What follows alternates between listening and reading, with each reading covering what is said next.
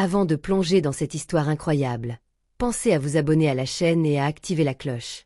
Ici, chaque récit a quelque chose à dire, et vous ne voudrez pas en manquer un seul. Dans une tour de verre et d'acier qui dominait l'horizon de la défense, s'élevait le siège imposant de l'Audrin International, géant tentaculaire des technologies de pointe, de la cybersécurité et du négoce international. À toute heure du jour, cette forteresse moderne vibrait au rythme d'un ballet incessant de pas pressés, de portes vitrées qui s'ouvraient sur des silences feutrés et de cliquetis nerveux sur des claviers ergonomiques.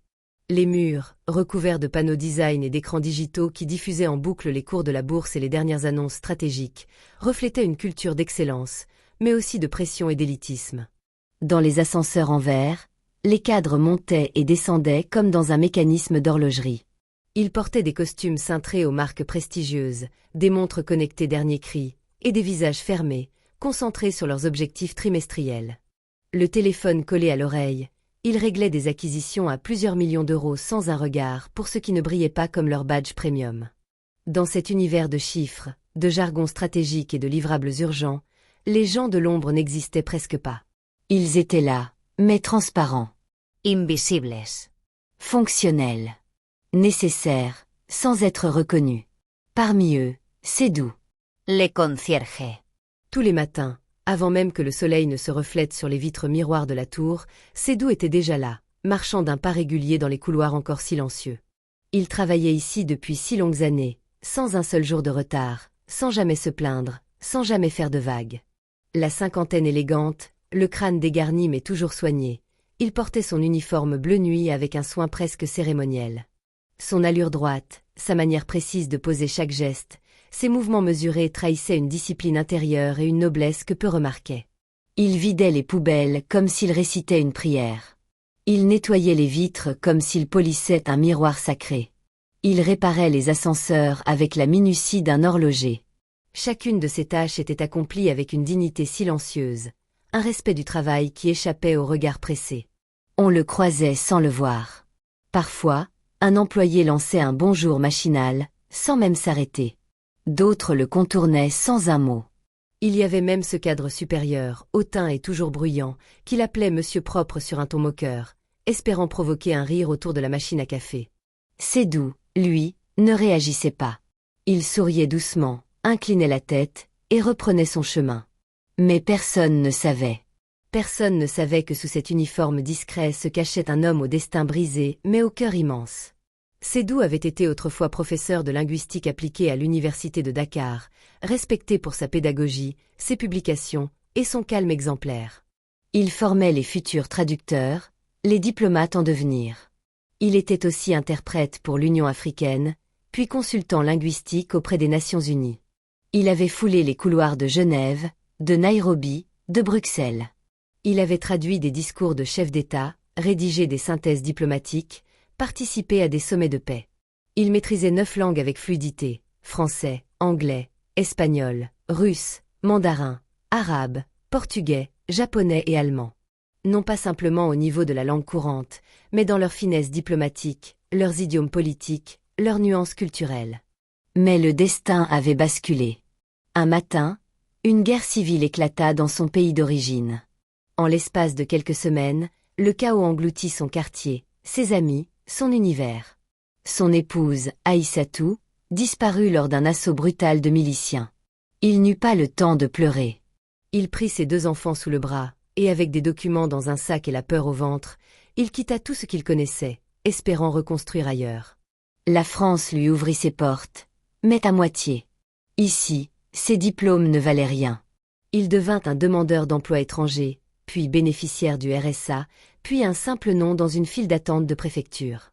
Il proposa ses services comme traducteur, mais on lui demanda des papiers français. Il proposa ses connaissances à l'université, mais on lui demanda une équivalence européenne. Il proposa son cœur, son savoir, son expérience. On lui opposa des murs invisibles, des silences administratifs, des regards de méfiance. Alors il accepta le poste de concierge dans cette tour de verre, pour nourrir ses enfants, devenus adolescents, qu'il voulait protéger de la honte et du désespoir. Il n'en parlait à personne.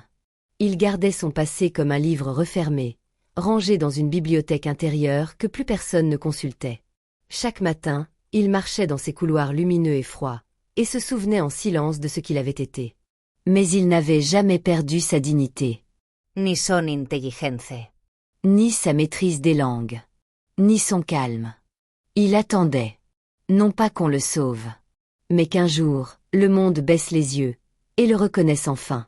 Un mardi matin comme les autres, la tour de l'Audrin International s'animait déjà d'une agitation inhabituelle.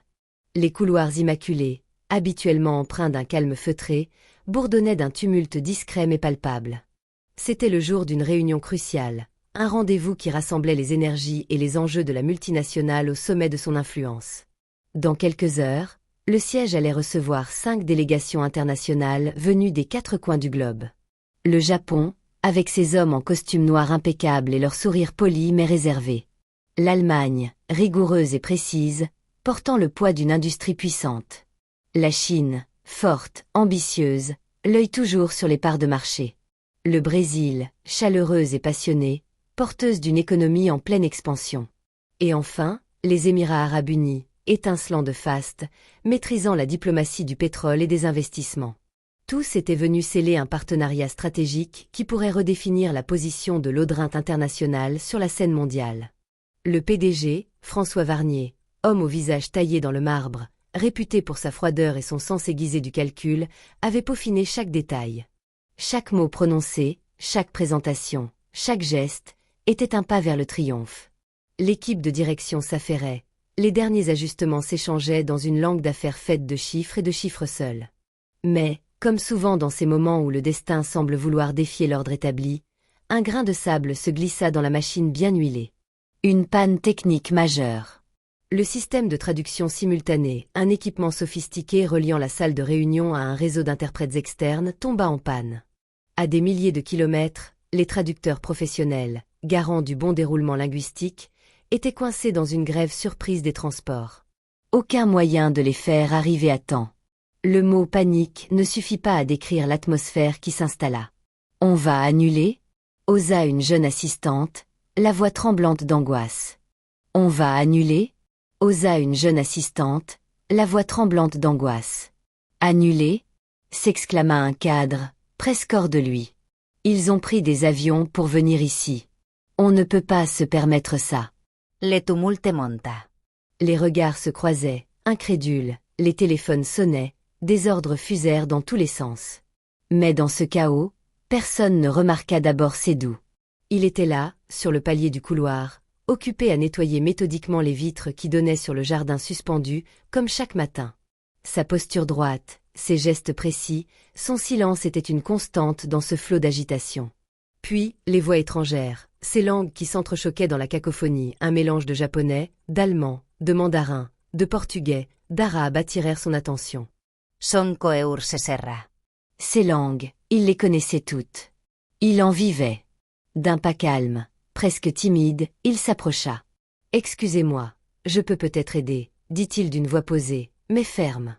Les cadres se tournèrent vers lui, d'abord incrédules, puis méfiants. « Comment ça, aider? Je parle ces langues. Je peux assurer la traduction, si vous me le permettez. » Un silence lourd, suivi de ricanements étouffés. « Laissez-nous régler ça, monsieur. Ce n'est pas le moment pour un concierge de jouer les traducteurs. » Mais le PDG, intrigué, et se abanca lentement. Son regard perçant dévisagea Sédou, cherchant à lire derrière cet uniforme une quelconque faiblesse. « Vous parlez japonais ?» demanda-t-il, la voix chargée d'un mépris à peine masqué. Sédou ne répondit pas par des mots. Il les prononça directement, un japonais impeccable, fluide, nuancé, empreint d'un naturel qui démentait l'attente.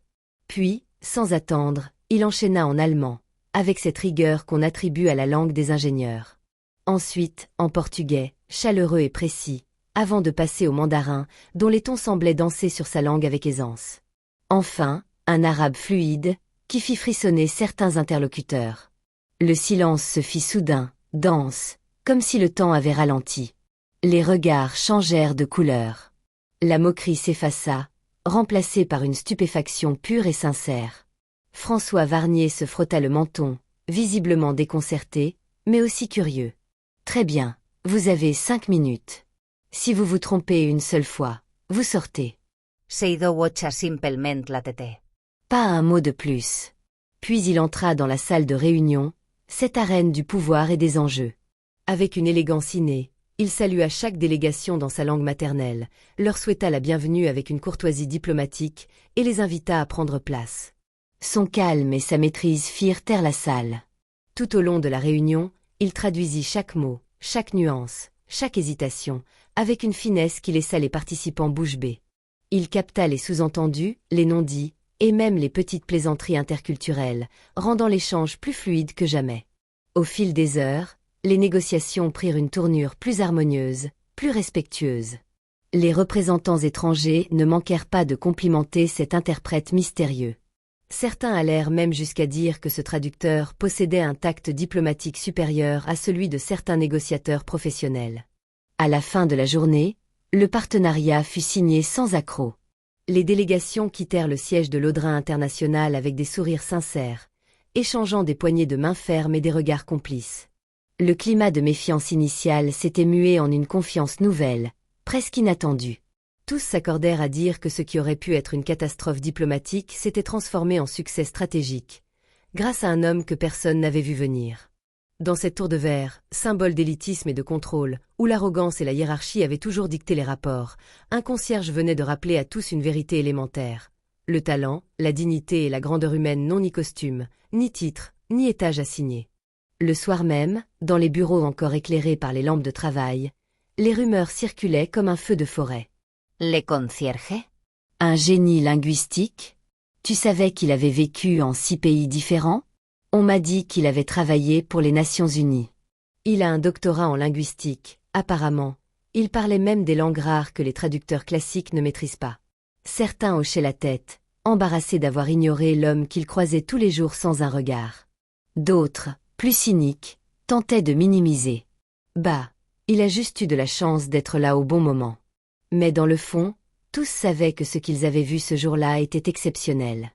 Le lendemain matin, un message interne tomba dans toutes les boîtes mail. Réunion générale à 9 heures dans l'auditorium.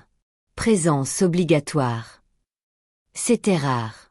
Très rare. La dernière convocation générale remontait à plusieurs années. Les employés se pressèrent dans la grande salle de conférence, entre inquiétude et curiosité.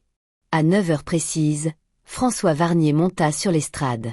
Il n'avait ni son habituel sourire diplomatique, ni sa posture distante.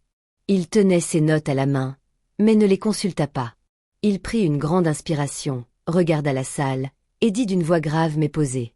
Hier, un homme a sauvé cette entreprise d'un échec diplomatique majeur. Il a fait preuve de sang-froid, d'intelligence, de maîtrise et d'un professionnalisme exemplaire. Il marqua une pause. On aurait pu entendre tomber une aiguille. Et cet homme est celui que beaucoup d'entre vous ont ignoré, méprisé, ou réduit à son uniforme. Un frisson parcourut l'assemblée. Seydou Diarra. Il se tourna vers le fond de la salle. Tous les regards suivirent le mouvement. Seydou s'était levé, vêtu d'un costume sobre, une chemise immaculée, sans cravate. Il s'avança d'un pas calme, humble, presque intimidé. Certains ne le reconnurent qu'en le voyant de près. Le PDG reprit. À partir d'aujourd'hui, M. Diarra devient le nouveau directeur des communications internationales de l'Audrin International. Et j'espère que cette leçon d'humilité restera gravée dans vos mémoires.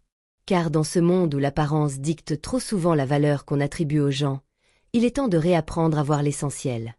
Les applaudissements éclatèrent.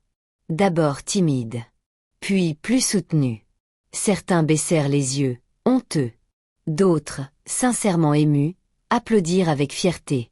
Quelques jours plus tard, Seydou s'installa dans son nouveau bureau au 15e étage, avec vue sur la ville. Une pièce spacieuse, sobrement meublée, à son image. Il n'y fit entrer ni dorure ni artifice. Sur l'un des murs, il accrocha une seule décoration. Une photo de famille, un cliché modeste mais vibrant, où il tenait dans ses bras ses 2 enfants souriants, devant une petite maison en Afrique de l'Ouest. Juste dessous, il avait calligraphié une citation en arabe. الكرامة لا تفقد، بل تنتظر أن يعترف بها. La dignité ne se perd jamais. Elle attend d'être reconnue. Il ne cherchait pas la lumière. Il n'avait jamais voulu briller. Il voulait simplement vivre dignement, nourrir les siens, et marcher droit.